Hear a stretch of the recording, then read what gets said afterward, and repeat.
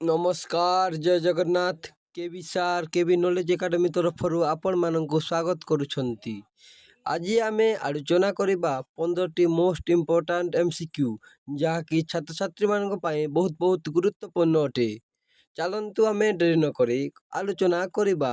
ପ୍ରଥମ ପ୍ରଶ୍ନ, ସବୁଠାରୁ ଅଧିକ ଭିଟାମିନ୍ ସି କେଉଁ ଫଳରେ ଥାଏ?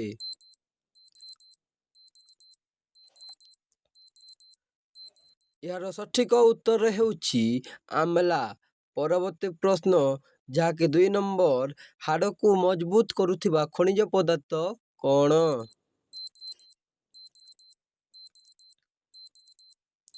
ଏହାର ସଠିକ ଉତ୍ତର ହେଉଛି କ୍ୟାଲସିୟମ। ପରବର୍ତ୍ତୀ ପ୍ରଶ୍ନ, ଯାହାକି 3 ନମ୍ବର, ଆଖିର ସ୍ୱାସ୍ଥ୍ୟ ପାଇଁ କେଉଁ ଫଳ ଉପକାରୀ?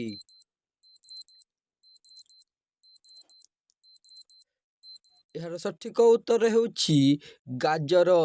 ପରବର୍ତ୍ତୀ ପ୍ରଶ୍ନ, ଯାହାକି 4 ନମ୍ବର, ଶରୀରର ମାଂସପେଶୀ ଗଠନ ପାଇଁ କ'ଣ ଆବଶ୍ୟକ?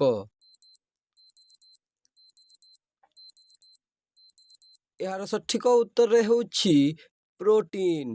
ପରବର୍ତ୍ତୀ ପ୍ରଶ୍ନ, ଯାହାକି 5 ନମ୍ବର, ପ୍ରୋଟିନ୍ର ଉତ୍ତମ ଉତ୍ସ କ'ଣ?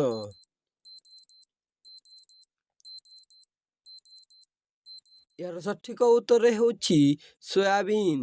ପରବର୍ତ୍ତୀ ପ୍ରଶ୍ନ, ଯାହାକି 6 ନମ୍ବର, ରକ୍ତରେ ହିମୋଗ୍ଲୋବିନ୍ ବଢ଼ାଇବାରେ କେଉଁ ଶାଗ ସାହାଯ୍ୟ କରେ?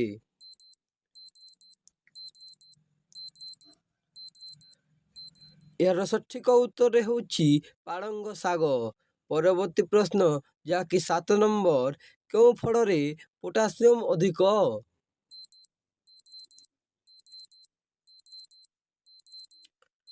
ଏହାର ସଠିକ ଉତ୍ତର ହେଉଛି କଦଳୀ।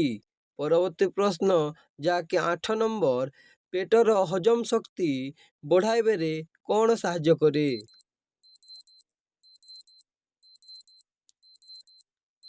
ଏହାର ସଠିକ ଉତ୍ତର ହେଉଛି ଦହି। ପରବର୍ତ୍ତୀ ପ୍ରଶ୍ନ, ଯାହାକି 9 ନମ୍ବର, ମାତ୍ର ମହୁ କେଉଁ ପ୍ରକାରର ଶକ୍ତି ଦିଏ? ଏହାର ସଠିକ ଉତ୍ତର ହେଉଛି ପ୍ରାକୃତିକ ଶକ୍ତି।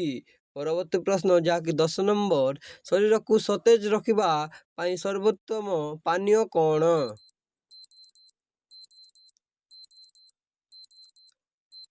ଏହାର ସଠିକ ଉତ୍ତର ହେଉଛି ପାଣି। ପରବର୍ତ୍ତୀ ପ୍ରଶ୍ନ, ଯାହାକି 12 ନମ୍ବର, ଓମେଗା 3 କେଉଁଥିରେ ମିଳେ?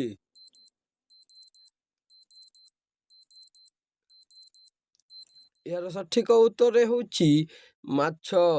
ପରବର୍ତ୍ତୀ ପ୍ରଶ୍ନ, ଯାହାକି 13 ନମ୍ବର, ଭିଟାମିନ୍ ଡି କେଉଁଠାରୁ ମିଳେ?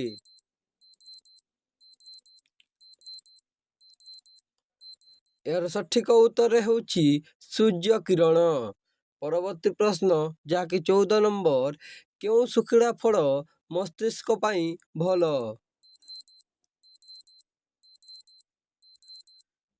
ଏହାର ସଠିକ ଉତ୍ତର ହେଉଛି ଆଖରୋଟ। ପରବର୍ତ୍ତୀ ପ୍ରଶ୍ନ, ଏବଂ ଯାହାକି ଲାଷ୍ଟ ନମ୍ବର ପ୍ରଶ୍ନ, 15 ନମ୍ବର, କେଉଁ ଫଳରେ ପାଣିର ପରିମାଣ ସର୍ବାଧିକ? ଏହାର ସଠିକ ଉତ୍ତର ହେଉଛି ତରଭୁଜ।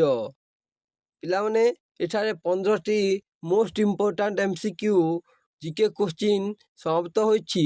ଯଦି ଭିଡ଼ିଓଟି ଭଲ ଲାଗିଛି ତାହେଲେ ଲାଇକ୍, ସେୟାର, କମେଣ୍ଟ ଏବଂ ଆମର ୟୁଟ୍ୟୁବ୍ ଚ୍ୟାନେଲକୁ ସବସ୍କ୍ରାଇବ୍ କରନ୍ତୁ। ରହିଲି, ଜୟ ଜଗନ୍ନାଥ, ଜୟ ଓଡ଼ିଶା।